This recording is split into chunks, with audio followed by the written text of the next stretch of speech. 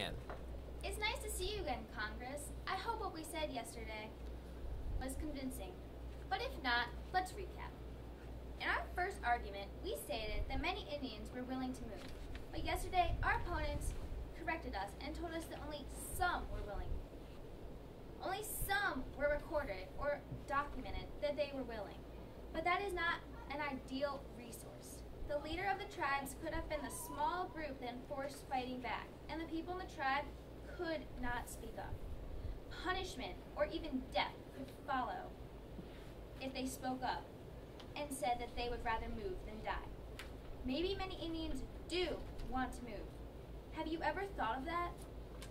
It's a chance for the Indians to have a new beginning instead of a fatal land. End. The journey might be long, but these Indians are the only ones that I believe could survive it. Strong hearts and determination sets them from us. The leaders of the tribes are the only ones that we know for a fact did not want to move. And not even all of the tribes were like this. Again, I want you to think about that. Our friendships with each other vary, but theirs is strong, and nothing can take that away. Not a long journey, not a war, not anything, because they are family, care for each other like family, and put their differences aside for family. The journey will be hard, and yes, many will not survive, but they are the only ones that I believe have the heart and soul to get through the journey. I ask you, my Congress, to once again think about that. Our opponents say, what about the Indians? Well, what about us? What about our families, our health, and our lives? By moving them, we will get more fertile land, which will double our crops' income. This will also give families who are struggling food to eat and a little pocket money for clothes and shoes. The land will also give us more land to build houses and grow our nation. It's time for change, so we shouldn't be worried about the Indians when we're giving them more money and space to live and be protected from our powerful army. They're mostly afraid of us, so they don't and shouldn't have a problem with moving. This will be a huge step for our nation to grow and become more successful. Also, the Indians aren't citizens, so they don't have any say in what goes into our government. So what happened to them shouldn't affect our decision. That is important to pass the act. We need change in order to become more powerful and thrive as a nation. Also, it will help avoiding going to war with the Indians. Our opponents state, I quote, when we have given them more than enough reason to start a war, I'm pretty surprised that they haven't already. If there's a chance of them starting war, then we already need to move them. We would be fighting a pointless battle, killing our men, husbands, dads, friends, which we would be able to avoid by moving them west.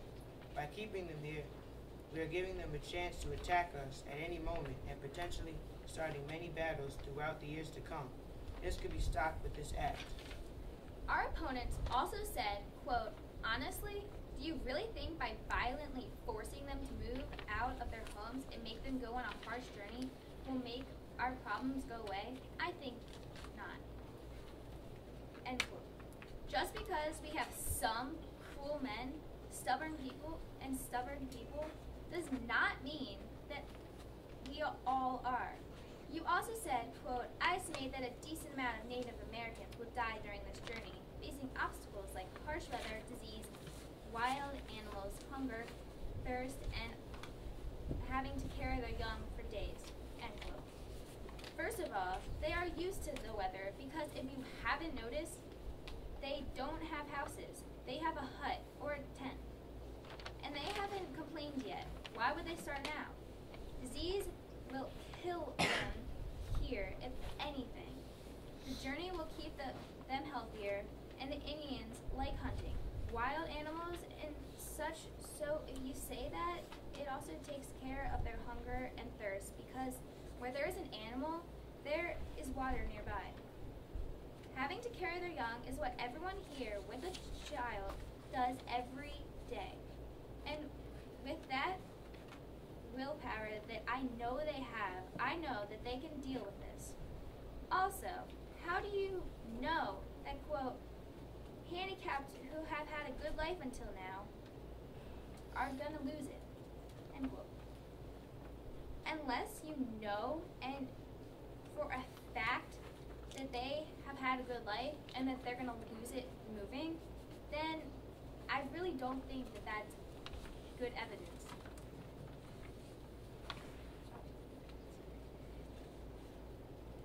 And our population is growing drastically. We won't have enough space if they don't expand. If this is the yearly rate, 2 million, then quote, wait, oh, okay.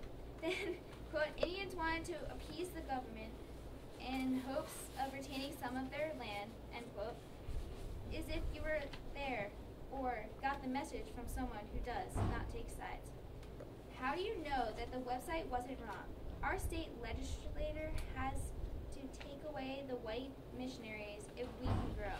They broke their treaties and now they have to pay, which is no protection from us. The U.S. did vanquish a fraction of the Creek Nation, but this was over 15 years ago. And things have changed. So what exactly are you stating? That fighting for our chance to grow is bad?